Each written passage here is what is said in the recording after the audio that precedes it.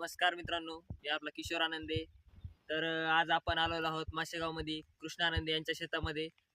तुम्ही बघा, या ठिकाणी पाऊस पण चालू आहे आणि पूर्ण पिकाचं एकदम नुकसान झालेलं आहे. तर आपण शेतीची पाहणी करण्यासाठी, हेडा करण्यासाठी आलो होतो. तर बघा तुम्ही, पूर्ण शेतीमध्ये पाणी साचलेलं आहे जिकडे तिकडे व पूर्ण नुकसान झालेलं आहे शेतकऱ्याचं ज्या त्या ठिकाणी. तर मित्रांनो, पाऊस चालू आहे आणि ह्या इकडे शेतीमध्ये, पूर्ण शेतीमध्ये पाणी साचलेलं आहे. कापूस पिकामध्ये पूर्ण पाणी साचलेलं आहे व हा गावचा ओढा एकदम ओढा तुम्ही बघू शकता, पूर्ण असा फुल भरून जात आहे ओढा. थांबा, थोडं जवळ जाऊन दाखवतो. नाही जात. हे बघा, पूर्ण ओढा फुल भरून जात आहे. ह्या ओढ्याची या ठिकाणी खोली जवळजवळ 1 परस आहे. या ठिकाणी बंधारा आहे, बंधाऱ्यावरून पाणी खाली जात आहे.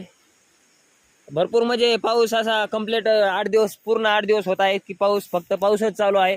आणि हवामान खात्याचा असा अंदाज आहे की अजून 8 दिवस तरी पाऊस राहील किमान. तर पिकाचं नुकसान झालेलं बघा तुम्ही. आणि फक्त पाऊस आणि पाऊस आणि पाणीच दिसत आहे. भरपूर शेतकऱ्याचं नुकसान झालेलं आहे. तर आज आपण कृष्णा आनंदे यांची मुलाखत घेणार आहोत. बोलूयात त्यांच्यासोबत. हे आहेत आपण ज्या शेतकऱ्याची मुलाखत घेणार आहोत, हे ते कृष्णा आनंदे नावाचे शेतकरी आहेत. पाऊस चालू असूनही शेताकडे यावंच लागतं. हा शेतकऱ्याचा खूप मजबुरीचा पॉइंट आहे.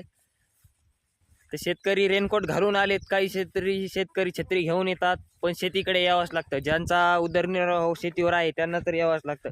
आम्ही पूर्ण शेतकरी कुटुंबातले मुलं आहोत.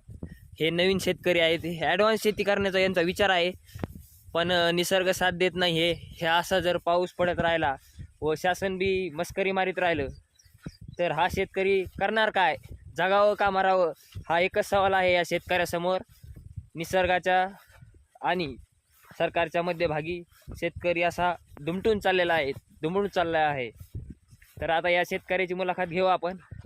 तर नमस्कार कृष्णा आनंदे, आमच्या यूट्यूब चॅनलमध्ये आपलं स्वागत आहे. नमस्कार. तुमचं नेमकं काय, तुमचं म्हणणं काय? हे जे असा निसर्ग करतोय, सरकार साथ देत नाही शेतकऱ्याला, तर शेतकऱ्यांनी ह्यावर मार्ग काय काढावा? शेतकऱ्याच्या अपेक्षा काय सरकारकडून, निसर्गाकडून? हे तुम्ही एक तुमच्या 2-4 शब्दामध्ये सांगावं. आता आम्हाला एक सवाल तर असा आहे, जगावं की मारावं, हा एकच सवाल आहे आमच्या समोर. निसर्ग साथ देत नाही. ज्या टायमाला निसर्गाची साथ पाहिजे त्या टायमाला निसर्ग साथ देत नाही. जेव्हा निसर्गाची साथ नाही पाहिजे त्या टायमाला निसर्ग हे करतो. पावसाचं जास्त पाऊस पडतो. आणि सरकार तर असं आहे, आमची कोणतीच मागणी सरकार मान्य करीना. आता आम्ही कर्ज काढलेलं आहे बँकेचं, तर आता हे मालच होणार नाही तर बँकेचे कर्ज कसे भरायचे? सरकार कर्जमाफी बी करीना, काहीच करीना. तर त्याच्यासाठी आम्हाला तात्काळ काही सरकारची हे पाहिजे, मदत पाहिजे. तर मित्रांनो, तुम्हाला आमच्या कापसातलं पाणी दाखवतो मी. पाण्यात जातो. हे पहा मित्रांनो, आमच्या कापसात पाणी कंपल्सरी 8 दिवस झाले पाऊस चालू आहे. 8 दिवस 1 फूटभर पाणी आहे मित्रांनो कापसात, फूटभर. तर आता हे कापूस येणार कसा? हे पिकाची नुकसान भरपाई देणार कोण? सरकार तर आमचं मान्यच करीना काही.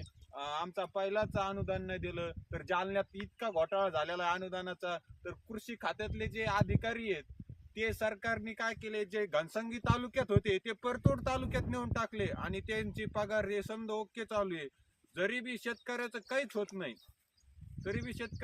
होत नाही, तर मोठ्या मोठ्या अधिकारी ते कंपल्सरी लगेच ड्युटीवर चालू राहतात. त्याचा किती घोटाळा होऊ द्या, काही होत नाही.